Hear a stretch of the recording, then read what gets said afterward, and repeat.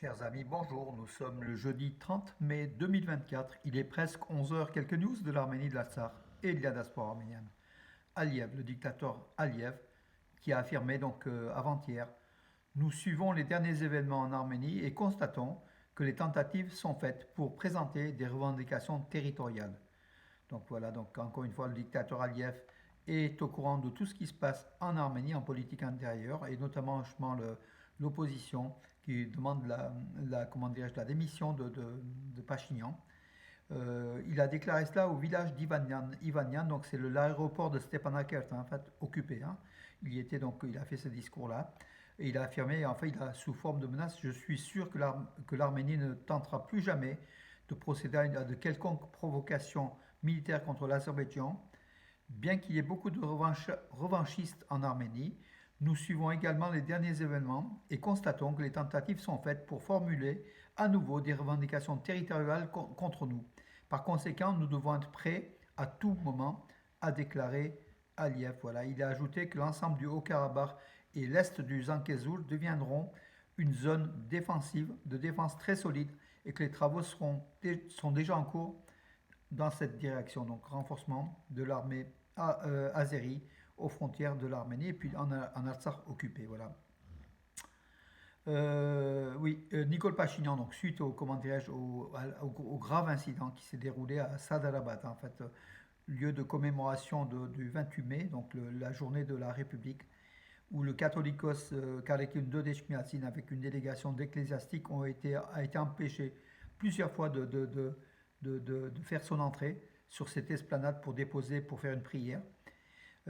Finalement, il y est parvenu. Donc là, par contre, le gouvernement de Pachinian est critiqué, même si certains pensent que l'Église et l'État doivent chacun avoir, comment dirais-je, leur place, et que l'Église ne doit pas mettre un pied en politique. C'est l'avis de beaucoup d'Arméniens. Hein, voilà.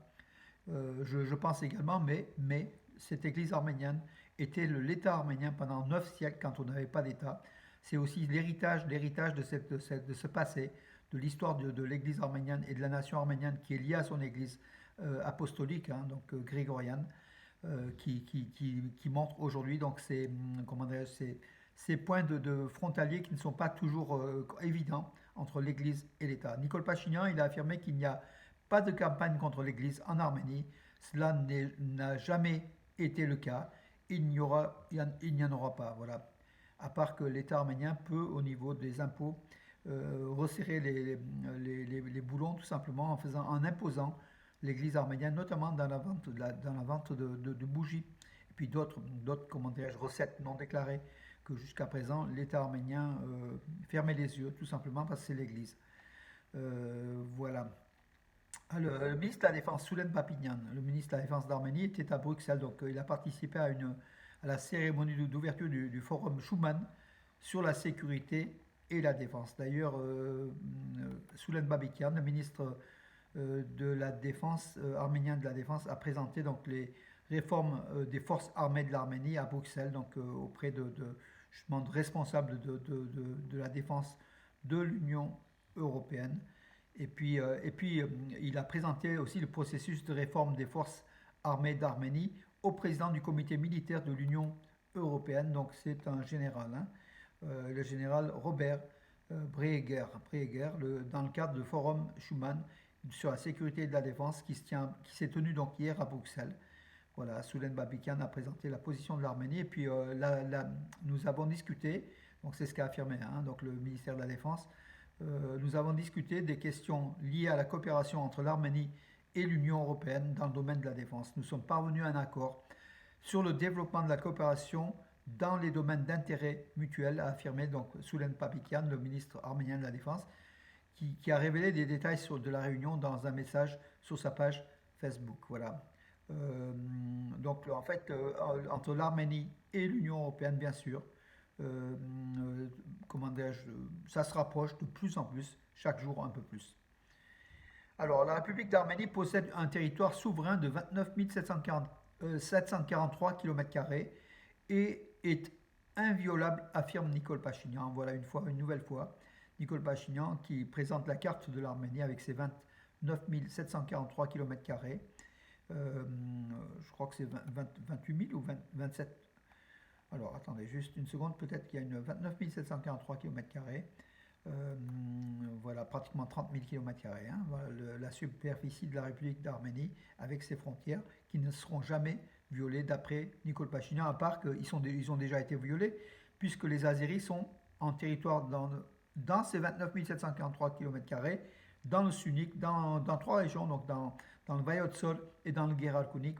Ils ont à peu près 200 km² de territoire souverain de l'Arménie occupé. Voilà, Nicole Pachinian aussi, il faut aussi ne pas l'oublier. Mais en fait, il fait tout pour faire la paix, pour essayer de, comment dirais-je, de se faire bien voir d'Aliyev qu'une guerre ne puisse pas commencer. D'ailleurs, le Premier ministre arménien signera-t-il lors du COP 29 à Bakou un traité de paix avec l'Azerbaïdjan? Donc, on lui a posé la question, les journalistes ont posé la question à l'issue donc, de la séance du Parlement arménien dans la cour du Parlement arménien à Yerevan hier, si Nicole Pachinian allait participer au COP 29 qui se tiendra en novembre à Bakou, et qui, selon Bakou, est une conférence internationale qui est une bonne opportunité pour signer l'accord de paix. Voilà.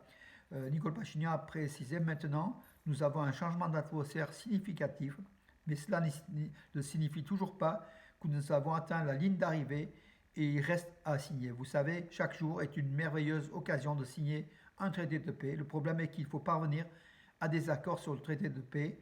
Je pense que nous avons une chance de terminer ce travail au plus tôt. Voilà, donc la question n'a pas réellement été répondue s'il ira à Bakou pour la COP 29 sur le climat euh, et pour signer aussi le traité de paix. En tout cas, l'Azerbaïdjan à chaque fois met comment dirais-je, la barre très haute, de plus en plus. Et hier, donc dans un message, l'Azerbaïdjan réclamait aussi que l'Arménie reconnaisse que les massacres, les faits qui se sont déroulés à Khojalu. Donc Khojalu, c'est à l'aéroport de Stepanakert en fait, hein, où les Arméniens ont évacué la population azérie qui était là et qui bombardait depuis Khojalu, qui bombardait Stepanakert, la capitale d'Arménie. Ils ont laissé un couloir pour que justement cette population civile puisse partir en Azerbaïdjan, quitter l'Artsakh, le Haut-Karabakh. Sauf que des forces azéries d'opposition ont barré leur route et ont fait un massacre. Et aujourd'hui, Bakou met sur le dos des Arméniens ce massacre qui veut qualifier de génocide. Voilà. Bakou demande à l'Arménie de reconnaître ce génocide des Azéris à Khojalu, mais ils rêvent un petit peu. C'est des Arméniens qui ont été génocidés à plusieurs villages de l'Artsakh, dont Magara. Ils ont été génocidés à Subgait, à Bakou, à Kirobat. C'est l'Arménie qui devrait demander à l'Azerbaïdjan la reconnaissance, le pardon et la reconnaissance justement du génocide des Arméniens en Azerbaïdjan et sur le territoire de l'Artsakh. Voilà, c'est l'inverse tout est inversé, mais force est de constater que Yerevan ne répond pas. Voilà, Yerevan fait la politique de l'autruche et de la faiblesse en fait, tout simplement, hein, face à ces demandes toujours importantes de l'Azerbaïdjan. Alors, le chef d'état-major de l'armée arménienne, le général Edouard Asselian, a affirmé, par rapport au territoire arménien, les 4 villages arméniens de la région de Tabouche, dont une partie des terres ont été cédées à l'Azerbaïdjan, je suis sûr que les territoires donnés ne sont pas des territoires de l'Arménie. C'est ce que revendique la frontière qui se reflète sur nos cartes. C'est ce qu'a déclaré par rapport à Kiranz, hein, où chemin de la frontière passe à côté d'une école, de l'école arménienne, donc à quelques mètres. Et donc les enfants, vous savez, les parents ne veulent pas envoyer leurs enfants dans cette école de Kiranz, le village de Kiranz dans la région de Tabouche, qui était la plus concernée par ce découpage frontalier. Alors, que dire d'autre? Oui, championnat d'Europe de tir, donc de tir en carabine et pistolet, donc en 2026. C'est l'Arménie qui a gagné face à la Bulgarie. C'est en Arménie, à Yerevan, que se dérouleront les championnats d'Europe de tir en 2026. Voilà.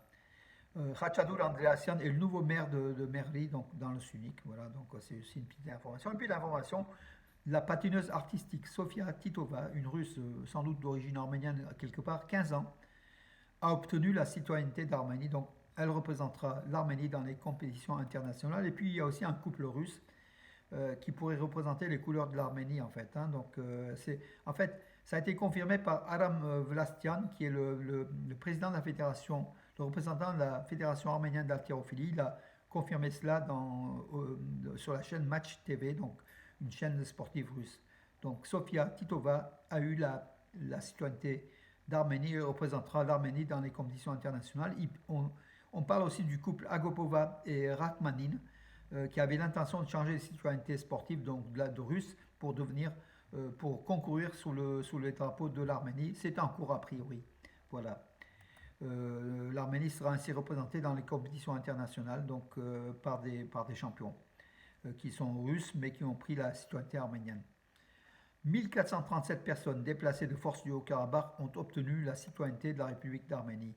Voilà, donc c'est pas beaucoup 1437 par rapport aux 100 000 hein, donc, qui sont arrivés en Arménie suite au nettoyage ethnique donc, du Haut-Karabakh en septembre dernier.